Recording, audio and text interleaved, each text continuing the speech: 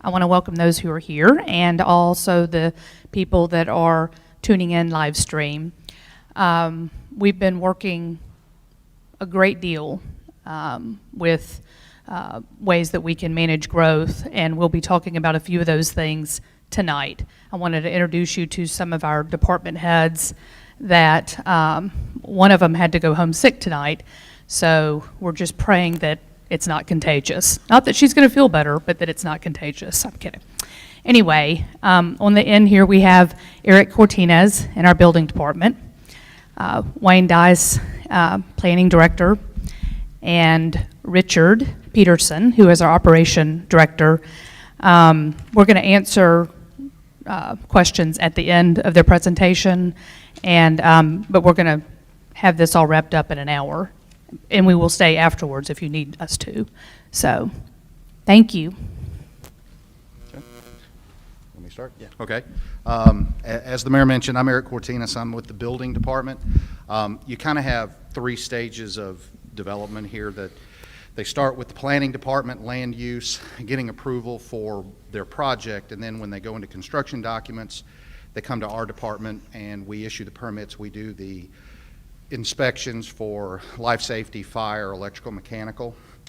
One of the things during this process is trying to speak to the builders and the developers and the citizens about some of the concerns they have as we're reviewing all of our regulations, trying to get their feedback so that we don't wind up changing a regulation, as I was mentioning to Frank earlier, and having an unintended consequence.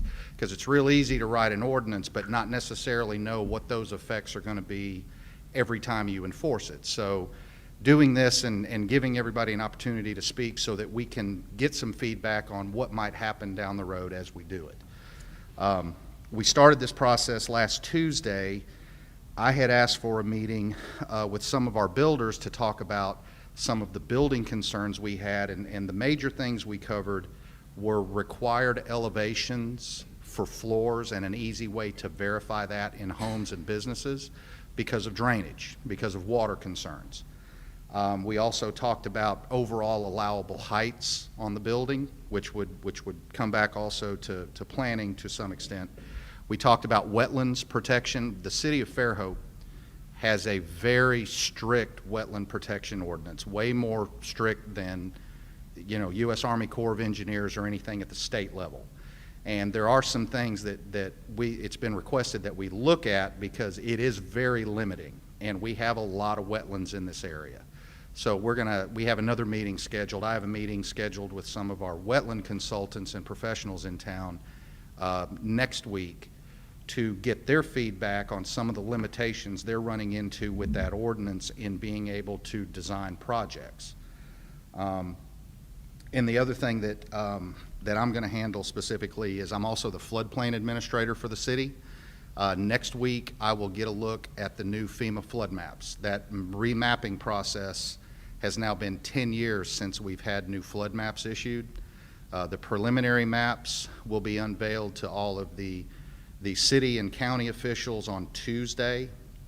Then once those are issued to us within the following week, they're listed as preliminary maps, but they will become effective as soon as they're issued to us. But there will be a public comment time, and we'll have public meetings where we will invite folks to come in, take a look at the map, see if any of the changes in the map affect them directly, and if they believe the maps are incorrect, then during that comment time they can go through a map amendment process and try to change any determination that they feel is not correct.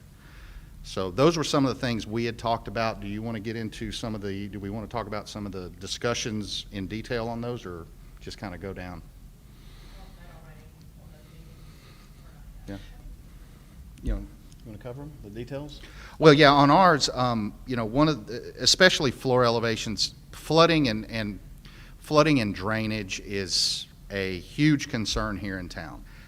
It's going to be a concern here in town because we live in the rainiest place in the country. No one else that I know of gets the kind of rain that the Mobile Bay area gets, and it doesn't come evenly across the board through the year. It comes buckets at a time, you know, a dozen times a year.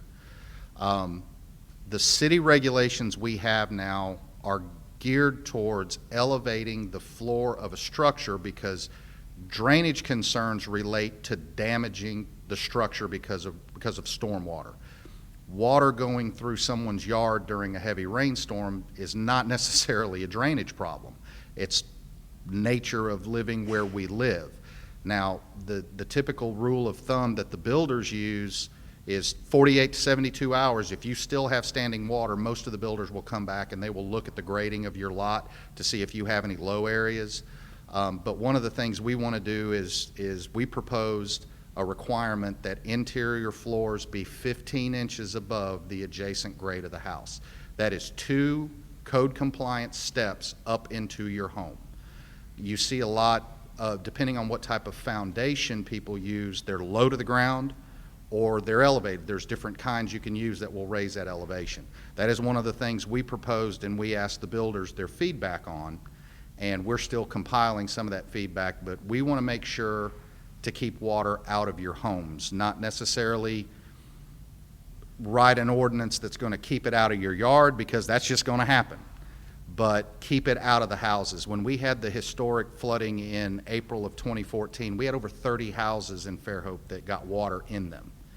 I think 2 of them were in a designated flood zone. The rest of them were not in a flood zone. They were just built low in a low-lying area. Getting the floor levels up will help alleviate those concerns, and that was one of the primary things that we worked on. Okay. Thank you, Eric. I'm Wayne Dice, the Planning Director. Just want to recap some meetings we had last week. Last week, the planning staff and others met with some representatives from the development industry, some of the builders, developers, and engineers. Had a good meeting with them. Got a lot of feedback. We're wanting to get their feedback as well because it's important to understand what they've experienced, some of their concerns, and we had a lot of issues that were raised. I had a good constructive dialogue, I thought, at that meeting. And one of the things that we discovered is there's a lot of redundancy in our regulations and also some things we need to work on from the standpoint of being consistent from regulation to regulation. We have some that seem to conflict with one another, which causes problems for the public who is expecting those to be applied evenly and fairly. But we had a good dialogue. We had a lot of things we discussed. We also discussed some things that we're working on. One of the concerns is downtown, trying to spur some more investment in downtown and revitalize it a little bit. So we are looking at various ways to do that. One of the things we discuss is looking at maybe raising the height limitation downtown. Right now we get a lot of feedback where the current height limitation does cause some buildings to not have adequate ceiling heights, and today's modern standards is a little bit different than it used to be, and so we're looking at ways to look at that. One of the major things we're looking at is trying to develop a process for development review that's more inclusive for the public and the community, but also something that the development community, before they go too deep into their plans, they have some initial approval process. The way it works currently is that, for example, if you have a property, you get it rezoned. Say you have a property that's R1 single family and you want to build a commercial building on it, you would go and request a rezoning. That rezoning goes to the Planning Commission for a public hearing and a recommendation to the City Council, and the City Council would choose to either approve or deny that application.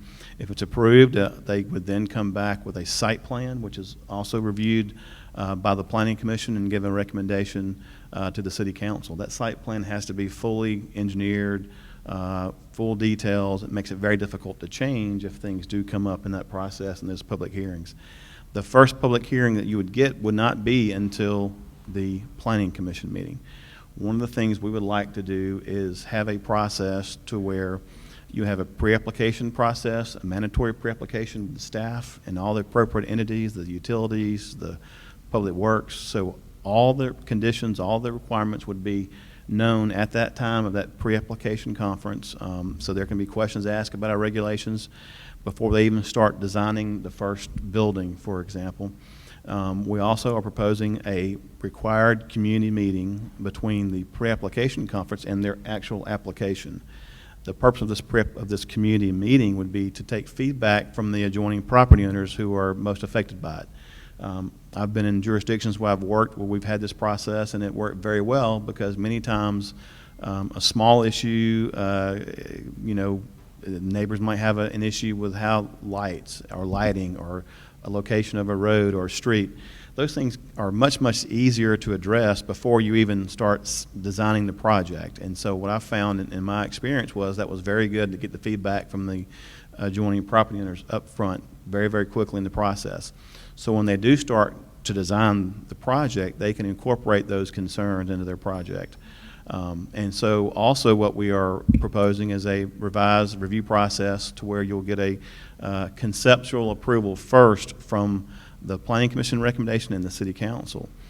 This process will not be fully engineered plans, and the theory behind this is that any other issues that came up during the public hearing process could be easily addressed and modified through a site plan amendment. The way it currently is right now, when you require fully engineered plans, it's very, very difficult and very timely and costly to go back and change those plans. So our hope is that concerns can be much more easily addressed through this conceptual process. Ultimately, it would have to go through a very detailed approval process through our engineers on staff with the city, and all the applicable regulations would be thoroughly analyzed before they can move forward to Eric's office with a building permit.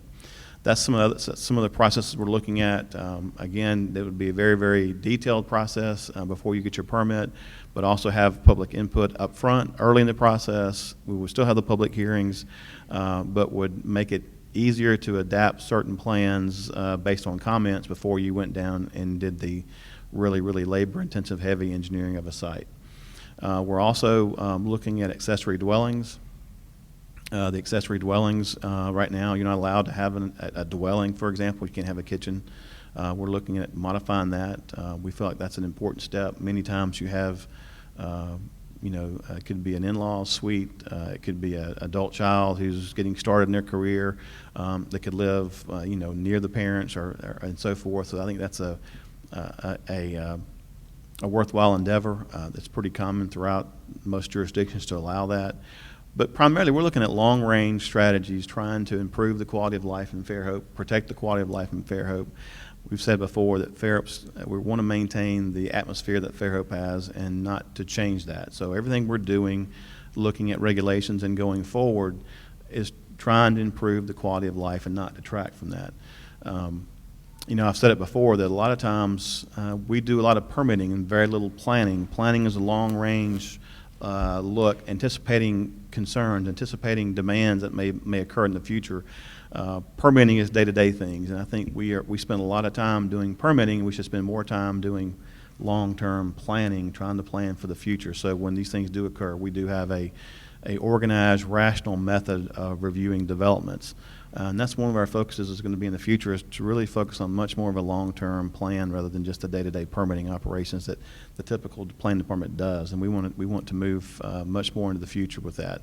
But again, we're looking at ways through this moratorium period of trying to improve our regulations, working closely with Eric and Richard on issues they have with some of the infrastructure issues. We're trying to coordinate with Richard on those as well.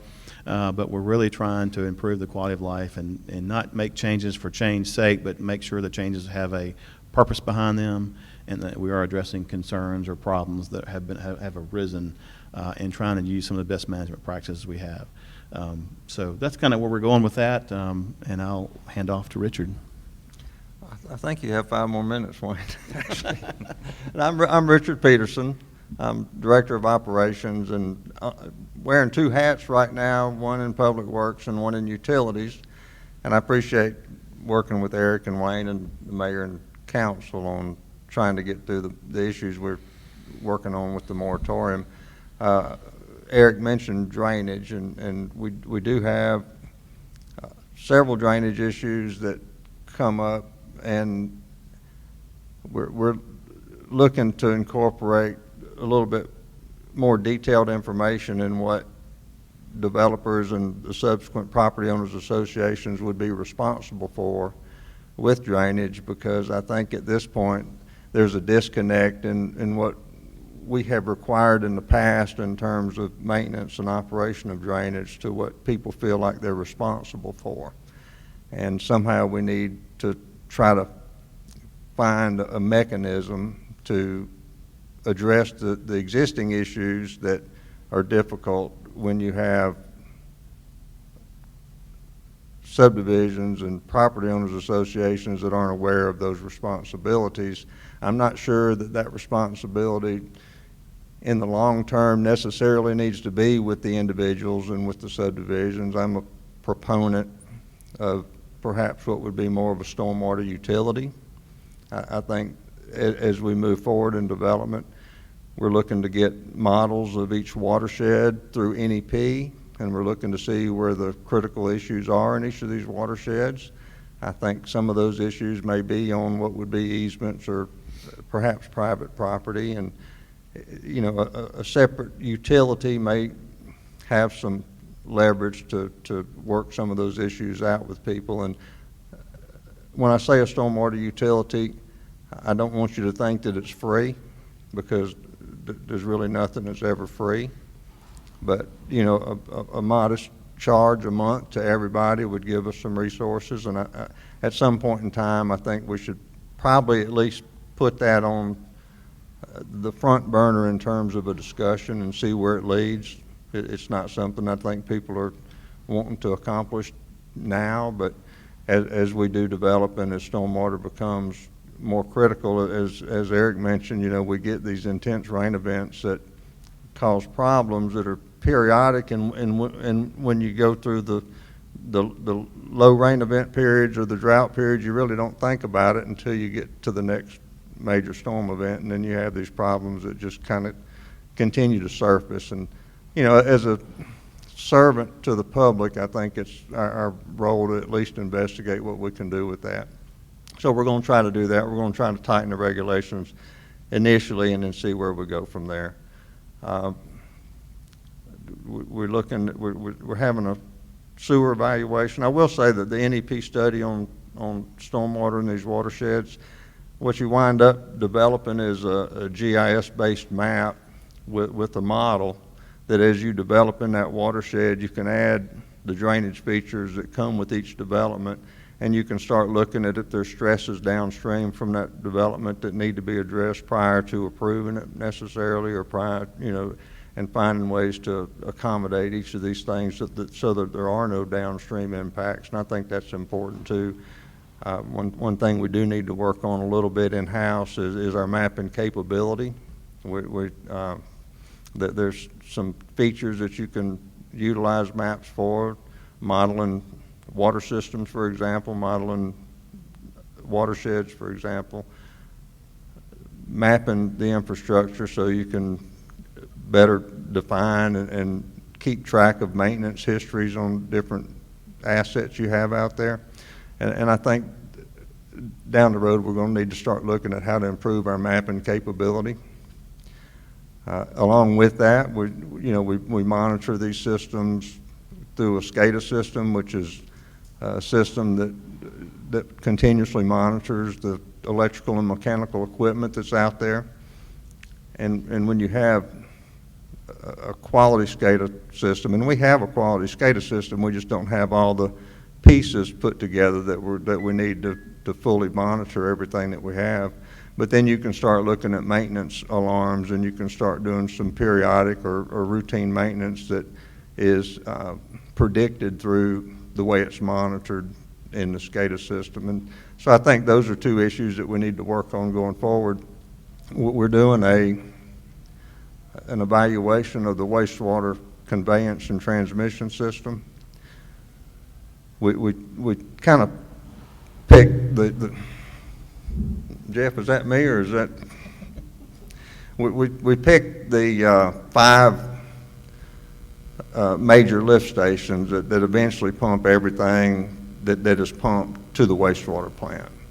And preliminary indications from the available flow getting to them today, and then what we project forward in 5 and then 10 years, you know, most of those lifts, 4 of the 5 are at or near capacity now.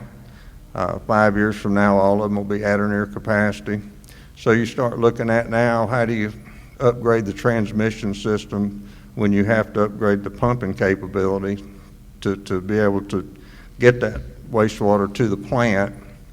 And then when you start looking at those costs and you start looking at the plant, you start to wonder, you know, is bringing everything from outside of town that we collect, which is as far south as County Road 1, and then out to the new Catholic High School, 181, and north to Rock Creek, you start to wonder if everything needs to be brought into town versus looking at sites outside of town for different wastewater treatment capability. And one of the things that I would be looking at is how much we're going to have to spend to upgrade these transmission components versus trying to redirect some of that, and whether it's better trying to look far enough in the future to build something outside. I've got kind of a history with trying to develop a reuse water system in Foley where they built the soccer field and how that would work. And so you try to design the plant to treat water that you can use for irrigation purposes. And there's a couple of sites, you know, that we might want to look at, one being the Auburn Agricultural Center, and see how much demand they would have for that. The other one may be Quail Creek Golf Course. And we're just looking at what the possibilities are. I'm going to be in Montgomery tomorrow, and I'm going to meet with ADM and explain some of what our circumstance is. When you look at the plant outfall line, I've heard from Dr. Douglas that he feels like the outfall line should be further out because of the circulation of the bay. I don't know that I can confirm or deny that, but I'm going to talk to ADM about the model that they're doing on our effluent, that's supposed to be for this permit renewal cycle that we're in now, and see what they think, and just evaluate what their position is on that plan and what the possibilities are to do something outside on the east side of town. I think that's an important, step to look at, and then we can start making informed decisions about what is the best approach to upgrading this wastewater system to accommodate this growth. And there's nothing set. One thing we're going to try to do is increase the connection fees and increase some of the out-of-town transmission fees that we're going to try to incorporate to help support the cost it's going to take to upgrade these features. But, more important than that, we have an entire collection system in town that consists of some 85 or 90 miles of gravity sewer that hadn't been really maintained very well in the past. And it's made out of clay pipe, and it's somewhat brittle, and there's obviously added flow during rain events that we need to start looking at how to address as well. So, there's two sides to that. One is the new growth and how we handle that, and the other is how we start to maintain the systems that we have now. So we're looking at that, and that's not cheap either. Just so you know, I mean, it's an expensive proposition, and it takes a lot of effort. And what I'd like to do is develop a crew that can assess the condition of each section of sewer. We can incorporate the mapping part of it into where we now have an asset on this map that we can look at from the video or whatever, and we'll know what those conditions are. We can document our maintenance procedures that we do on those sections, and we can have that as a historical reference for maintenance records going forward. I think that's important. On the water part of the water seems to be pretty strong. We don't have a good model for the water system now, so predicting fire flows, we wound up doing fire hydrant flow tests, and we need to start documenting, where we do have a little bit of need for available fire flow that we don't currently have, and we may look at how to incorporate either new developments where we create loop lines that enhance fire protection everywhere, or have to develop some transmission lines that are new to the system just to support fire protection in places that are currently weak. But I haven't gotten too much into the water system at this point in time. It's I've been here since March, so I'm new to I don't even know where all the streets are that people call and talk to me about sometimes, but I'm still working on that. The gas is pretty solid. We do have some cast iron gas main issues that we need to start working on a replacement project. And I've been talking about this in past town hall meetings. So, we just need to bring that system up to date when we can. And that's another, nothing's free and nothing's cheap, unfortunately. And I'm not trying to deliver bad news. I'm just telling you what the reality of the systems are. And the electric system, we're making progress now. We're working with a consultant to upgrade the substations we have, and we feel like that'll be a big step toward a more reliable delivery as we grow. Right now, the substations are fairly old in terms of substation age and reliability, and then they're getting close to capacity. So it's, we're getting to the point where we're going to upgrade all those substations, and then we'll start working on some of the distribution systems. So that's where we are with the utilities in general.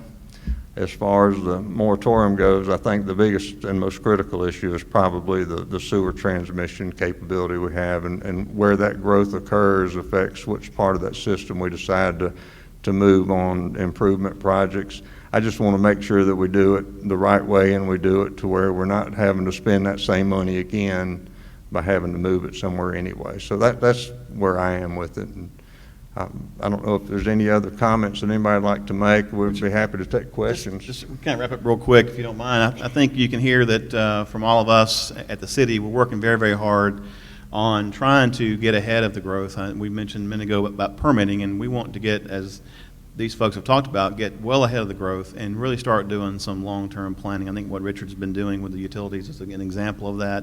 I think from the actual planning side, we need to look at some of our long-range plans and update those and get those in place. But we're trying very, very hard to get ahead of the growth that's going to occur.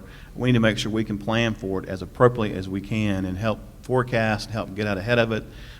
Direct growth. I think one of the really critical factors is trying to maximize our investment in the utilities by trying to locate growth to areas where we have existing utilities, and we can maximize those. I think that's a very critical, important step. But growth is multifaceted. It's land use, it's building, it's utilities, it's roads, it's schools. So it's a very, very complex issue to solve, and we can't solve all those by ourselves. But I believe that from the city standpoint, we are trying our dead level best to get ahead of this, to get ahead of it, provide a roadmap to move forward with maximizing our investments in our utilities, but at the same time trying to protect the quality of life and the uniqueness of Fairhope that makes Fairhope what it is and makes it an attractive community.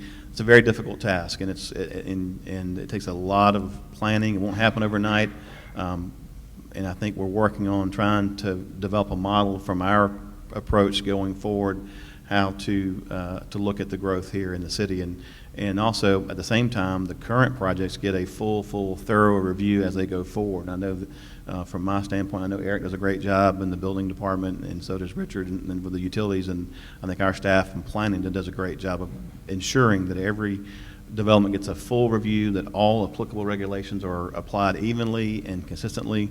One of my main concerns is making sure that we are applying the regulations consistently every single time and every single occurrence. When you start having inconsistencies in how it's applied, it starts inviting some difficulties and even litigation to some degree. But I just want to emphasize the fact that we are doing our best to try to plan for the future, taking care of existing issues, but also trying to get ahead of the growth and really help guide growth into areas that can accommodate it from the standpoint of utilities, from sewer, from water, and from transportation networks, and maximizing our investment and really trying to make sure it's located appropriately and properly. And with that, I guess we'll take any questions, Mayor, Any questions? or comments. And some of the things we're going to talk about more, we will be putting together, a distinct pros and cons of living inside the city, because right now there really has to be an incentive. We want the same things. It really doesn't matter where you live. We all love the same things about Fairhope. We all want certain things for Fairhope to remain. And in order to protect that, we all have to contribute. And by doing that too, we also can enforce some of the things that we want to keep for Fairhope. So those are things that we are working on as well, but we want to include everybody in that process, including the county and the police, the schools, our Baldwin County school system. So there's obviously a lot more that we're not talking about tonight, but that's because not everybody has been involved in that communication. But that is part of the planning of our future. So, but we're here to answer questions. So please, is there a microphone for? Yeah, that one too. Okay. And I'll just take it to you so we can hear you on the recording as well. I've been to a couple of meetings, and some of the meetings you mentioned having a planning, like a comprehensive plan that may have been put on the website. Have y'all put that on the website yet? Yes, ma'am, we have. It's under publications and documents under the planning department, and that website is downloadable. It's a PDF. You can download it. It's about 180 pages, I think, so it may take a little while to download, but we have put it on the website and it is out there for viewing. Okay, and in that, y'all had already permitted out like 5 years as far as development. Is that included in that plan that's on there, so we can kind of look to see where those developments would be? Well, the comprehensive plan we have now is really a set of goals and recommendations. They do have some maps on there where they show targeted developments. As you may know from that, I guess beginning back in the early 2000s, with one of the comprehensive plans was done in those days, they developed a village concept where they wanted to locate the intense development in these village centers, Greeno Road and Fairhope Avenue, for example, and places like that. And so that concept really shows a large part of the growth occurring in those village centers. When you get away from those village centers, it doesn't get as detailed as far as the density levels.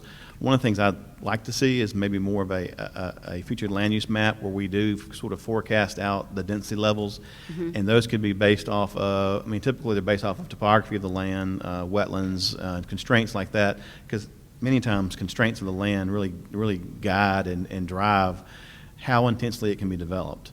And so I would like maybe in the future look at that potentially to give a little more guidance from the standpoint of residential development, because we see a lot of that in the city as development of neighborhoods and things like Right. that. And I think the density levels is an important factor that we need to look at. Right. Yeah, great. That's a great point, Mayor. Thank you for bringing that up. We are also going to try to get more information out to the public. We're under contract with a service that provides online map viewer. If you're familiar with the Revenue Commission's website for the county, it'll be very, very similar to that. We're using the same provider for that, and we will have our zoning information, floodplain information, jurisdictional information, things like that will be available online 24/7. And so you can look up the zoning of properties and those kind of things and look at even the features of wetlands and streams and creeks and those kind of things will also be available online. And so that hopefully in the next 2 or 3 months that'll be up and running, we hope. So we're hoping for that. We want to provide as much information to the public as we can, so when you do come to meetings, for example, you come into a planning commission meeting, you will have the information available to you to look at in advance to see how this may impact your property or your home. Also, the notification system, is it in have we, where are they right now? What we're implementing now too is Code Red. It is for emergencies, but we're using it for all of our communication. And we can basically identify an area and be able to communicate with you instantly and give you reminders of anything that's in process right now, particularly in the county, where sometimes we require a developer to send a notice within a 300-foot radius. That's not really that much, and it's snail mail. We really want to get it, and that is actually been approved, and we are implementing that now. So the communication part of planning will be immediate and a lot bigger than 300 feet. And we want to give you advance notice because it will be a part of our planning. The actual process will be, you'll be communicated with, come to these meetings where, we'll have the input. So does anybody else have any questions? And like I said, we'll be available after the meeting too, so. Frank, you had a question? You said you had a question, Frank. No. Hey, I've been here, done that, I guess. Mayor? Go ahead. I didn't mean to interrupt, Frank. I do think it just occurred to me that I was looking around to see who was here. I don't know, but a couple of people, but there's not many of the public here. And it might be a good idea to make a little better effort or stronger effort to get more people involved. This is our third meeting, I think, in the last week and a half, and I think that might be part of it, because this is recapping what we've done in a couple of other meetings. Earlier was with the builder. Yes, the builder. Anybody could- We've had, go ahead. Yeah, the one that I called, I sent it out to the Home Builders Association and then sent it to Lisa for anybody who wanted to come. I know Wayne's was listed as a public meeting, and it was advertised as a public meeting, and anybody who wanted to was welcome to come. Right, and it was also streamed live on Facebook Right. and on YouTube and so forth. Hey, I got to get up to speed on all that. It is being streamed now, and Yeah. it's available permanently now on our website, on our YouTube channel, and it will be just about our updates on growth. This is not going to be, we're meeting a lot about things like this and doing town hall meetings. I have another one on August 1st where we're going to get into more detail about what I just talked about, the future. And it really will take a lot of meetings, and Yeah. they're, I've been through it before, so right. I need to get plugged in. I'm not plugged in yet. I will do so. You're going to have so much communication, you're going to turn us off. You're going to want to get away from it. I'm just kidding. Anyway, we're here afterwards. Thank you again for coming, and I hope to see you August 1st. It'll again be at the Faulkner campus, Centennial Hall, and we'll have a printed booklet to be handing that we'll be handing out as well. So, thank you.